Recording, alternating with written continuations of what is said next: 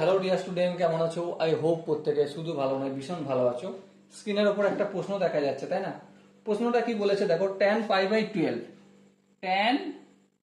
pi/12 into tan 5 pi/12, এটা 5, ওকে, 5 pi/12 into tan 7 pi/12 into tan 11 pi/12 সমান আমাকে এক, এটা প্রমাণ করতে হবে। তো চলো ছোট ছোট কনসেপ্ট আমরা কাজে লাগাবো, কাজে লাগিয়ে এটা প্রমাণ করার অ্যাটলিস্ট চেষ্টা করবো, ওকে। যেমন ধরো tan 12 যেটা রয়েছে, এটাকে আমরা tan pi/12 এটাই রেখে দিলাম, কিছু পরিবর্তন করলাম না, বেশ। ইন্টু tan 5pi/12 এটাও আমি কি করলাম, এভাবেই রেখে দিলাম, কিচ্ছু করব না। ইন্টু tan 7pi/12 এটাকে আমি এভাবে কি লিখতে পারি, tan অফ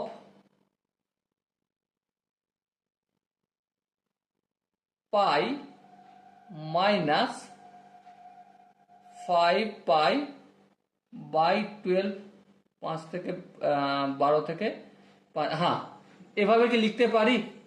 7pi/12 এটা কি লেখা যায়? সেটার জন্য আমাকে চেক করে দেখতে হবে।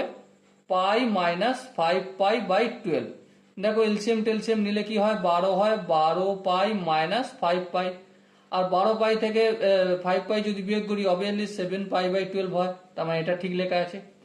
ইন্টু tan 11pi/12 এটাকে আমি পাই মাইনাস পাই/12 কি লিখতে পারি, দরকার হয় চেক করে তোমরা দেখে নাও, পাই মাইনাস পাই/12 লেখা যায় কিনা, ওকে।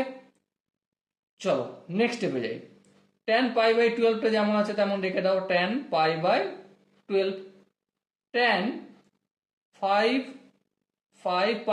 যেমন আছে রেখে দাও, ইন্টু এবার এই জায়গাটা লক্ষ্য করো, tan পাই, পাই মানে কি 2 × 90, তার মানে tan তো ট্যানই থাকবে, tan 5pi/12 থাকলো, ওকে।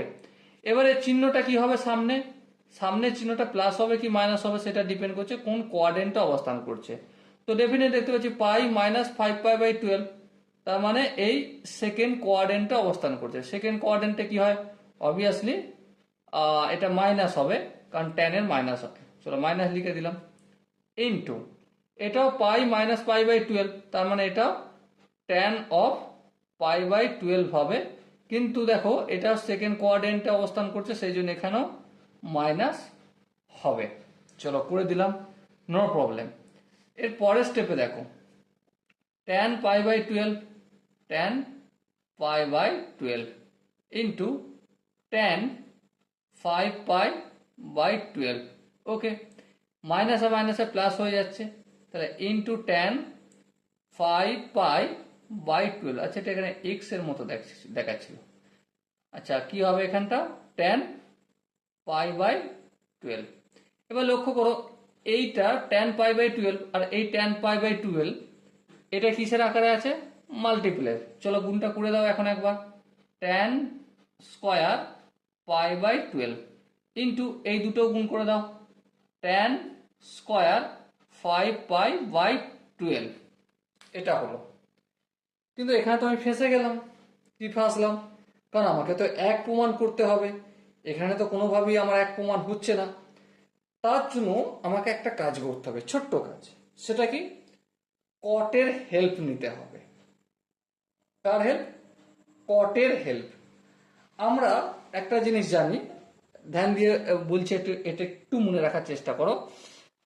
পাই/12 মানে হচ্ছে 15 ডিগ্রি, আর 5 × 15, তার মানে 5×15 75 ডিগ্রি, তাই তো?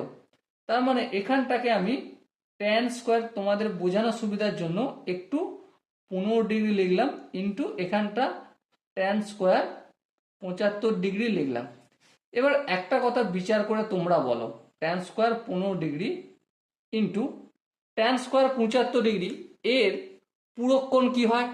অবভিয়াসলি কট স্কোয়ার 15 ডিগ্রি হয়, হয় কি হয় না? অবভিয়াসলি হয়। এটা বুঝতে গেলে অবশ্যই কটের আর ট্যানের মধ্যে পুরোক্ষণ ইন্টারচেঞ্জ করার যে পলিসি সেটা আমাদের জানতে হবে। এবার দেখো এখানটা কি, tan theta into cot theta সমান কত? অবভিয়াসলি 1 হয়, তো এর মানেটা হয়ে গেল 1। ওকে, আর এটাই আমাদের রাইট হ্যান্ড সাইডে প্রমাণ করতে বলেছিল, আর এটাই প্রমাণিত হলো। Okay, so dear student, I hope তোমরা প্রত্যেকে এই কোশ্চেনের কনসেপ্টটা বুঝতে পেরেছো। যদি তোমাদের মনে হয় দাদা আরেকটু ডিটেলসে এলাবোরেট করলে ভালো হতো, কনসেপ্টগুলো আরেকটু ডিটেলসে বোঝালে ভালো হতো, তার জন্য একটাই কাজ করতে হবে। কি কাজ? কমেন্টে গিয়ে বলতে হবে। ওকে, সো দেখা হচ্ছে নেক্সট ভিডিওতে। ততক্ষণ পর্যন্ত ভীষণ ভালো থেকো, সুস্থ থেকো এবং জয় হিন্দ।